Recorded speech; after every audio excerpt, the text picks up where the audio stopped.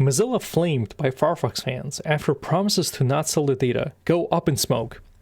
So here's the thing, I've seen a lot of videos talking about this issue, and a lot of them just kind of focus on how could Mozilla do this, this is unfortunate, why would they do this? I'm gonna kind of take a look at the economic reality at Mozilla, right? So back in 2009, Firefox had a 31% market share. Today, they have a 2.6% market share, right? Let's take a look at Chrome. So today, Chrome has a 66% market share, and Edge has a 5% market share. So Edge has a bigger market share than Firefox does, right? And let's take a look at Internet Explorer.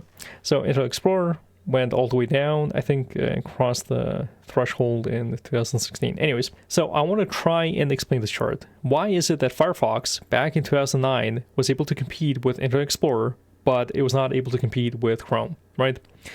Well, simply put, I'm pretty sure that Internet Explorer was not a good browser, while Firefox was a competent browser, right? But that is not true with the competition between Chrome and Firefox, simply because Chrome is a competent browser, and I would say in some regards, Firefox has not kept up, right? There are instances, especially in business situations, where Firefox, some things just don't work in Firefox the way they do in Chrome, and you're kind of like forced to use Chrome if you want to use kind of like more of the enterprisey web apps, if that makes sense. Anyways, so Edge has a 5% market share, right? And this isn't really a big problem for Microsoft. Why is it not a big problem for Microsoft that Edge only has a 5% market share?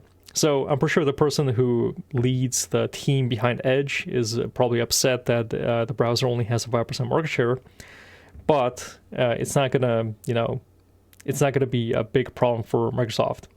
And the reason why is because Microsoft has other ways of making money, right?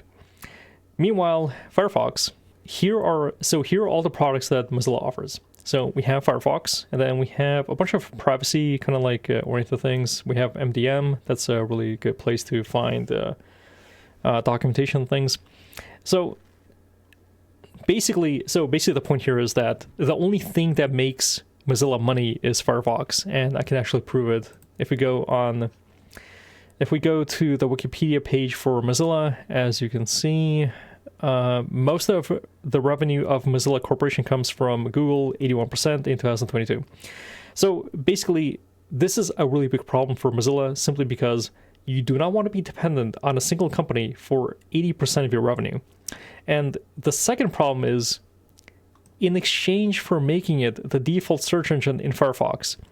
So this is a really bad thing to be dependent on. It's really bad to be dependent on search engines simply because LLMs are a thing.